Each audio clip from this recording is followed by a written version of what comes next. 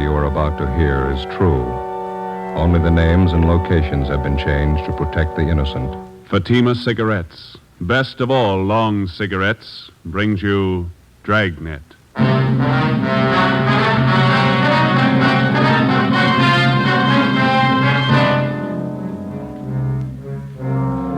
You're a detective sergeant. You're assigned to homicide detail. You answer an early morning call. A police officer on patrol duty disappears. Any attempt to contact him by car radio fails. Your job, find him. If you want a long cigarette, smoke the best of all long cigarettes. Smoke extra mild Fatima. Yes, Fatima is the king-size cigarette, which contains the finest Turkish and domestic tobaccos superbly blended to make it extra mild, to give Fatima a much different, much better flavor and aroma than any other long cigarette. That's why Fatima has more than doubled its smokers coast to coast. Enjoy extra mild Fatima yourself. Best of all, long cigarettes. It's wise to smoke extra mild Fatima. It's wise to smoke extra mild Fatima.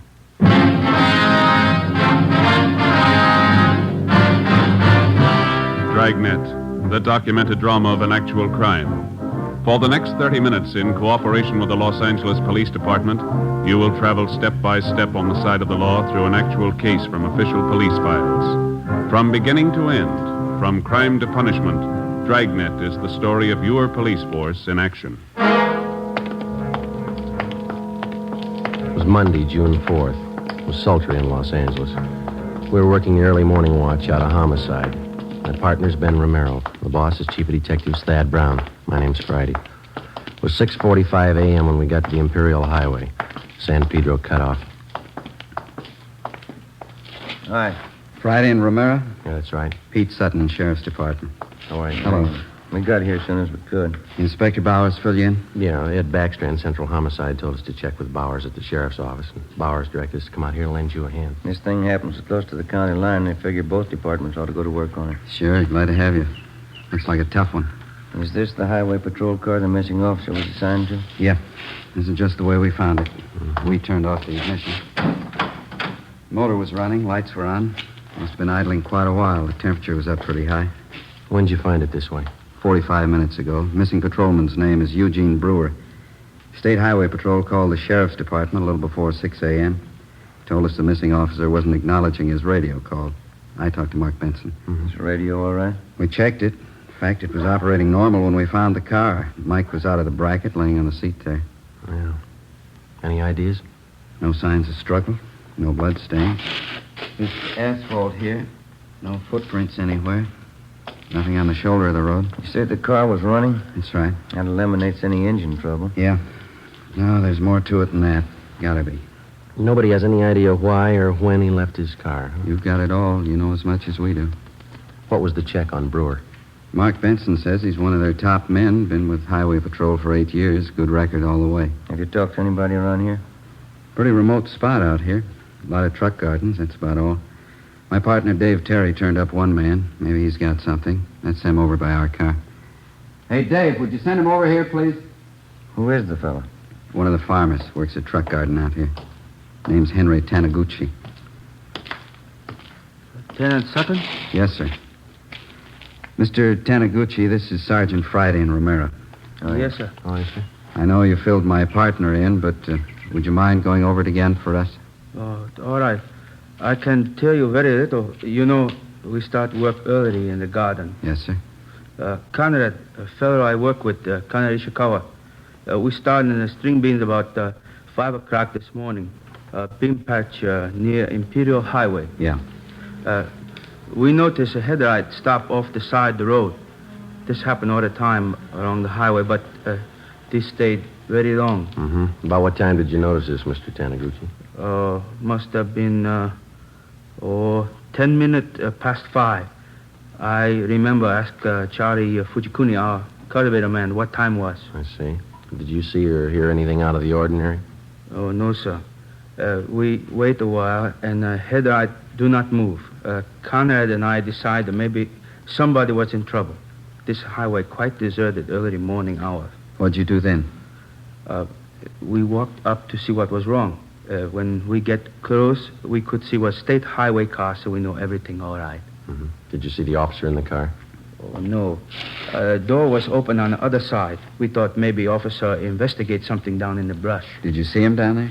Oh, no. We just think he was check up something. So we go back to work. You saw nothing out of the ordinary, nothing unusual? No, we don't. We hear the radio play. We know everything okay. That checks out. The radio was functioning when we got here. Mm-hmm. You didn't notice any other cars around anywhere, did you? Oh, no, sir. Thank you very much, Mr. Taniguchi. Here's my card. Appreciate it. If you think of anything else, please let us know. Oh, yes, I will. What happened to officer in this car? We don't know. Oh, he's all right. Probably look for somebody. Well, that makes us even. We're looking for him. Monday, June 4th, 8 a.m. According to our instructions, we headed back to the Hall of Justice to check in with Inspector Gordon Bowers and Captain Garner Brown of the Sheriff's Department. They were coordinating the search for the missing highway patrolman, Eugene Brewer. Inspector Ed Backstrand, Central Homicide, was helping out. To the peace officer, cooperation with all branches of the various law enforcement agencies is essential. Each man on the force knows the value of a coordinated effort. He knows that without the aid of the many divisions of law enforcing bodies in his city and county, the task of maintaining law and order would be a total failure. The local officer depends on the men in the federal, state, and county departments as they depend on him. Without this coordination, no one department could survive. 8:25 a.m., we met with Inspector Bowers and Ed Backstrand in the sheriff's office. Nothing, huh? Nobody saw him. If somebody did, we haven't found him, Inspector Bauer. We both figured the only thing to do was to ask for cooperation of the newspapers. We got it. Pretty good layout, huh? The story's in every morning edition in town. They're running a picture and full description of the missing patrolman. Well, we talked to everybody we could find in the general area out there. We worked 2 hours at it. The spot where the patrol car was found is pretty remote. A couple of gas stations, some vegetable gardens. We told you about the Taniguchi fella. Checked all his friends that worked with him. They couldn't add anything. Maybe the newspapers will turn up something. I sent a special detail out there to fan out and search the entire area, 5 square miles. Yeah, it'll take time. There's nothing else we can do. No, there's nothing more we can do. There's nothing anybody can do until we can show them the patrol cars how to carry 2 men. Nobody seems to be able to do anything about it. Yeah, maybe they will now. Sending one officer out in a patrol car is like trying to run a trolley line with 1 man. How many cases can you remember in our department? Ed Dudman pulled the car over in Dogtown at 3 o'clock one morning. I remember. Driver turned out to be a guy with a record. Dudman couldn't know that. While he was making out the traffic ticket, the guy shot him down in the street. Dudman died before he could get help. Yeah, we do a lot of griping in the detective division, but those men in the patrol cars and the motorcycle boys, they get the dirty end of the deal for sure. You bet they do. When a detective is sent out on a job, he knows who he's after, what he looks like, what he can expect when he finds him. The boys in the patrol cars answer a call, a 390, a 415, a 507. Sure, we know what they're supposed to be, but how often do they turn out that way? Prowler, a peeping Tom? How many times do they have a gun in their pocket? How many cops do they kill every year? We've all been through it. We know what it is. Yeah, but how often do we think about it when we're griping on stakeouts? Let me tell you something. This goes for me as well as you. Let's not forget who the real cream of the force is, the backbone of any police department. Men on wheels. No question there, Skipper. Sorry, I didn't mean to make a speech, but when something like this happens, it gets to me. They're riding on short odds as it is. There ought to be 2 men in every patrol car. Well, we should have been somebody else with Brewer. The guy on the job just doesn't disappear without a trace. It's just what he's done. We've checked everywhere, everything. Excuse me. Bowers. Who? Yeah, send him right in. This might help. Truck driver by the name of Nat Wolf. Says he's got something for us. Come in. Mr. Wolf? Yes, sir. Come in. Mr. Wolf, Inspector Backstrand, Sergeant Friday, and Romero. How do you do? Right. I saw the story in this morning's Times. I don't know if what I got's worth anything, but I figured I'd better pass it along to you guys. Something on the missing highway patrolman? Well, I don't know. The reason I'm here, maybe it's just a coincidence, but I gave a fella a hand earlier this morning out on the Imperial Highway, not far from where the paper here says the empty patrol car was found. About what time was that, Mr. Wolf? Oh, around 4:30 this morning. You want to tell us about it? Yeah. I'm an independent trucker. I haul topsoil for different nurseries. Stuff out there in Imperial's good rich stuff. We dig it right out of the side of the hill. Yes, sir.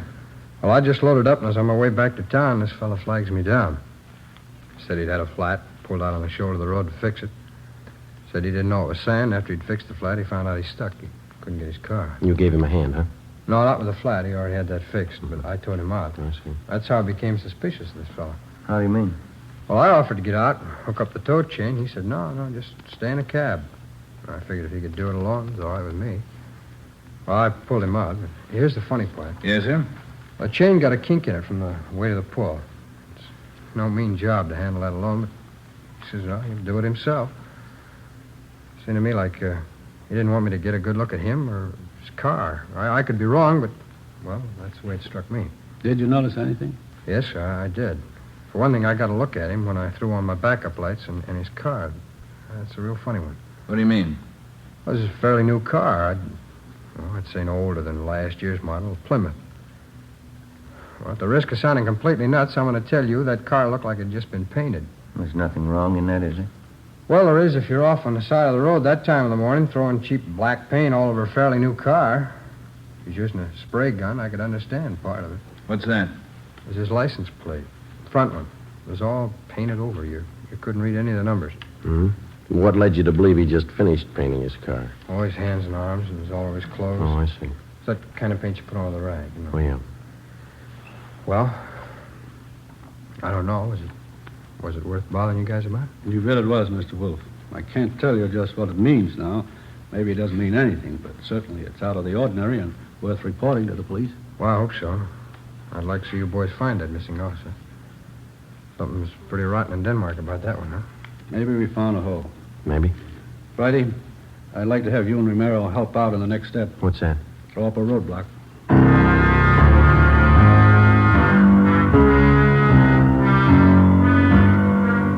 10:30 a.m.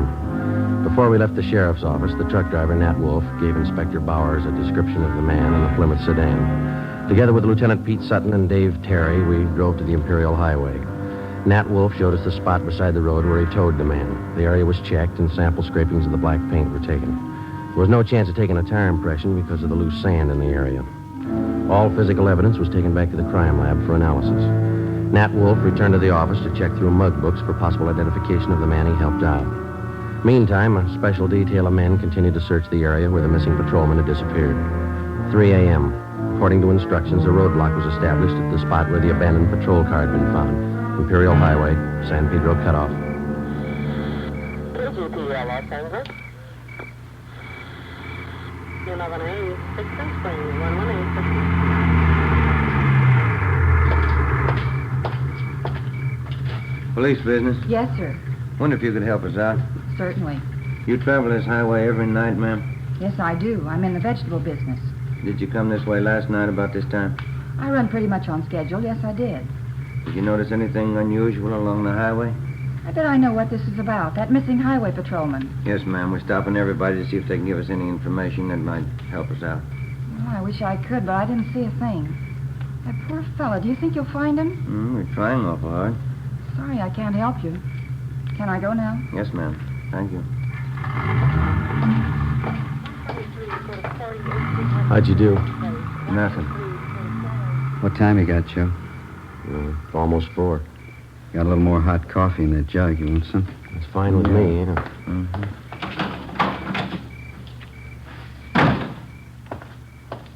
Here we are. Cups in the lid here. Ben, Joe? Thanks a lot. Watch your fingers. It's hot. Yeah.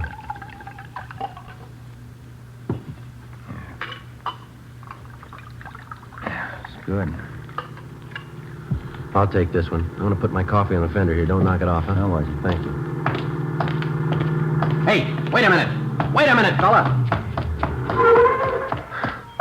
Can you see my light? I haven't even got a cigarette. I mean my flashlight. I got a cigarette lighter if that'll do you any good. You've been drinking, haven't you? Yes, I have. I never get drunk, but I've had a little drink. Well, I'm sorry, but I'm going to have to ask you to pull over to the side of the road. Okay. What happened to my car? It's broke. You better let me do it, huh? You want to slide over a little bit there? I never pick up hitchhikers. No, I'm just going to move your car off the side of the highway there. Any trouble, Joe? No. 502. We'll have to hold him a while. We'll tell your friend to get in, too. It's a sedan. We're not going far.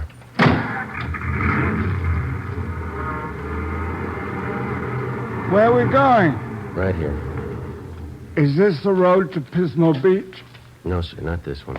Well, that dirty little Ernie, he lied again. He hates clams. What's that? I've been trying for 5 months to get to Pismo Beach for a bowl of clam chowder. I haven't made it yet. All right, you just sit here a while and sober up, will you? I'm going to hold on to your keys. I'll give them back to you. You haven't got a bottle in the car, have you? No, I never drink and drive. Alcohol and gasoline do not mix. Yeah. Do you drive this road every night? Every night. And he keeps telling me to take me to Pismo Beach. I love clams. You just sit here and sober up. Happy drunk? Yeah, he's too drunk to drive. Yeah, getting along towards daylight. Where'd I put my coffee? Oh, I put it over here, Joe. Afraid we knocked it off. Oh, thanks. This one's mine. Okay. You seem to come in bunches. You get 2 or 3, and then you wait for an hour. You know, they don't use this highway much since they put through that alternate, you know. Police business. Yes, sir? You travel this highway every night about this time? Once in a while. I haven't been over this way in a week. You didn't drive this way last night? No, sir, I didn't. Anything the matter? Routine check. Thank you very much. You can go on. Nothing. Yeah. Well, looks like a hopeless job, doesn't it? Business is picking up. Here comes another one. Looks like one of your sheriff's cars, Pete. Yeah. Reynolds, homicide. Pete Sutton? Yeah, Reynolds. You can pack up. They found him. Is he all right? 2 bullet holes in the back of his head.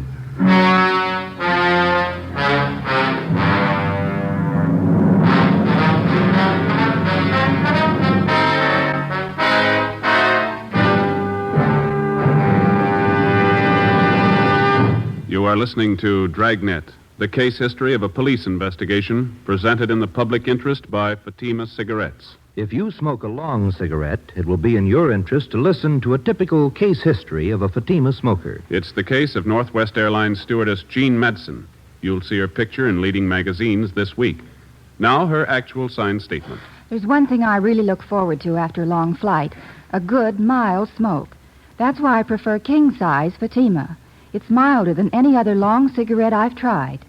Yes, I agree. It's wise to smoke extra mild Fatima. And so do more and more smokers every day. Actual figures show extra mild Fatima has more than doubled its smokers coast to coast. So enjoy extra mild Fatima yourself. The king-size cigarette, which contains the finest Turkish and domestic tobaccos, superbly blended to make it extra mild. You will prefer Fatima's much different, much better flavor and aroma. You will agree. It's wise to smoke extra mild Fatima. It's wise to smoke extra mild Fatima. Best of all, long cigarettes. 5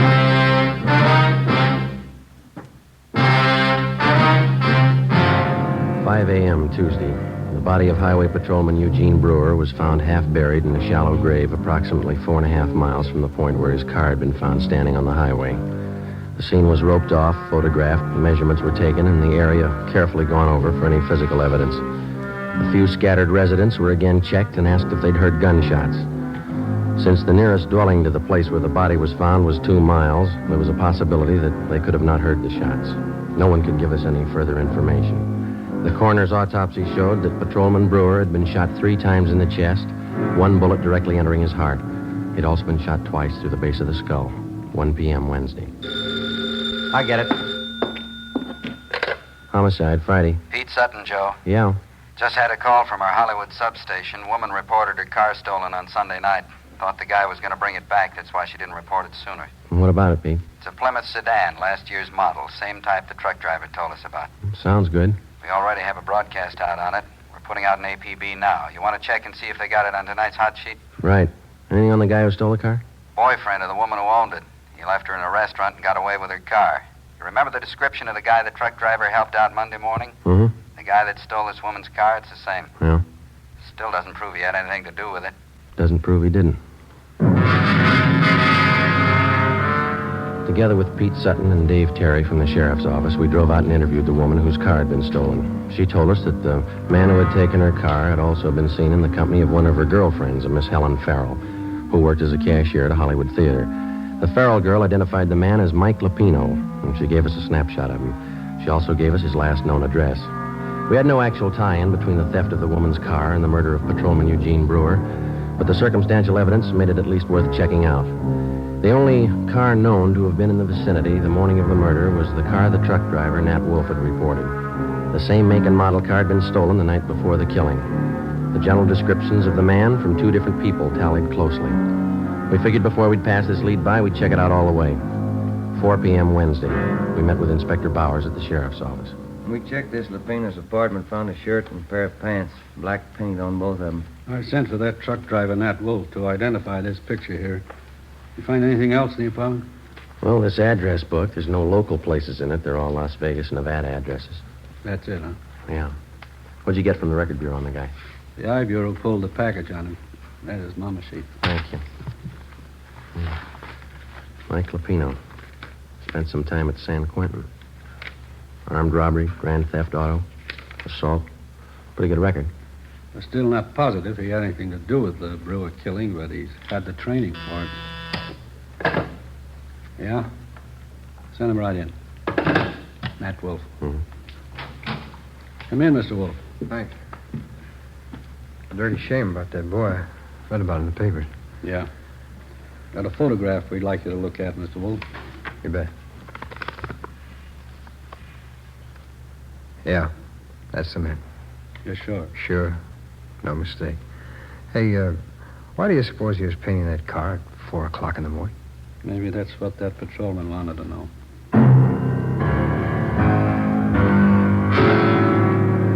We waited for an answer on the APB. 2 days passed. Saturday, June 9th. Received a phone call from the Las Vegas, Nevada Police Department. The stolen black sedan had been found in the downtown area of Las Vegas. We requested them to put a stake out on the sedan and asked them not to disturb either the car or its contents. Together with Pete Sutton from the sheriff's office, Mark Benson from the Highway Patrol, and Ray Pinker of our crime lab, we flew to Las Vegas. Pinker checked the stolen car. Embedded in the rear seat were 2 spent bullets. There were also bloodstains on the seat and on the floor of the car. Pinker flew back to Los Angeles, where the evidence was analyzed. The bullets found in the car were fired from the same gun as the bullets found in the body of the dead patrolman. Fingerprints lifted from the stolen car matched those of Mike Lupino. Saturday afternoon, we checked in with Chief Harry Miller, Las Vegas Police Department. This is all you've got on him, huh, Chief? That's most of it, yeah. Since we staked out that black sedan, I've had the town covered for Lupino. No one saw him abandon that car, huh? No one we know of, no. Had good cooperation from the newspapers. Story's been on page 1 since the thing broke. Anything come of those names we got from Lupino's address book, the ones we phoned to you? Let's see, I got the list right here. Yeah, here we are. These are the ones my men have checked out already. George Connolly, nothing there. Harry Carlson, he and his wife have been checked out, nothing there. William Spencer, nothing at his place. We've got them all staked out. That leaves 2 to go, huh? That's right. We're checking the last 2 now. Nothing from the railroad stations, the airlines? They've been covered ever since we got your phone call. Yeah, I could be wrong, but I think your man's still here in town. Any reports on him? A couple of wild ones, nothing definite. Checked him out. Had one this morning from a dealer at one of the clubs downtown. About 10:30 this morning, he saw Lupino playing the 2-bit slot machine.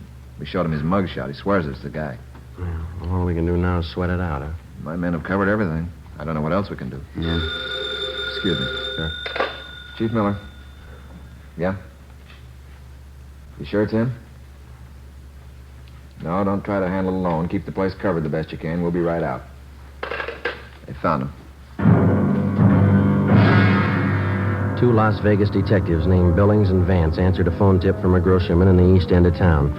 He said a man had been buying groceries from him for the past 2 days and lived in the apartment house above the store.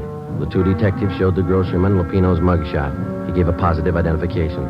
They then checked with the apartment house manager. After looking at the mugshot, he identified Lupino as the tenant in apartment 10B. Detectives Billings and Vance staked out the place until our arrival with enough men to cover the area.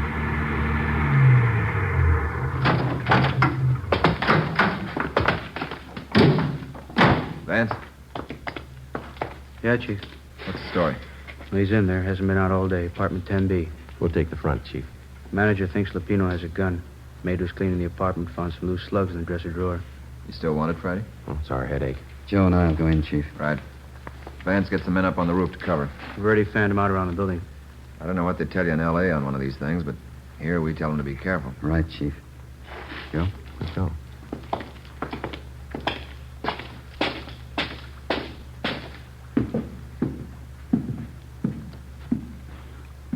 B's on the second floor. Let's take the stairs here. All right.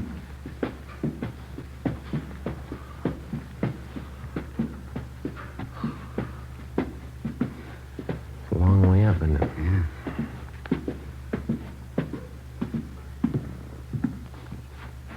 This way. Here we are. You cover, huh? Yeah.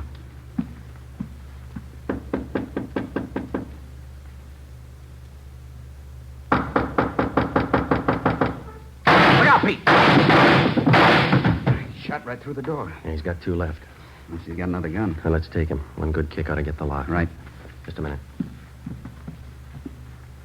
Now, let's go, Pete. I got it! Watch that gun, will you? Drop it, Lupino!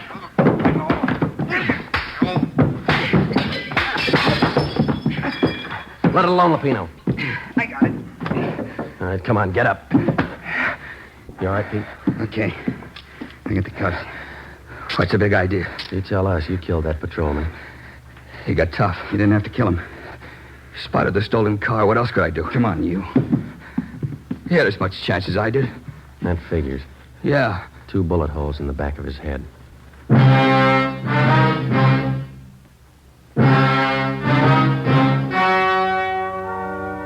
story you have just heard was true. Only the names and locations were changed to protect the innocent. On October 2nd, trial was held in Superior Court, Department 91, City and County of Los Angeles, State of California. In a moment, the results of that trial. And now, here is our star, Jack Webb. Thank you. The working detective knows that every member of his local police department is a qualified man. He knows that his fellow peace officers have been carefully selected to perform their specific duties by trial, by examination, and by results. And so, with a cigarette, the makers of Fatima carefully select and blend only the finest Turkish and domestic tobaccos to make Fatima extra mild. Best of all long cigarettes. If you're a long cigarette smoker like I am, smoke Fatima. Every pack is extra mild. Fatima.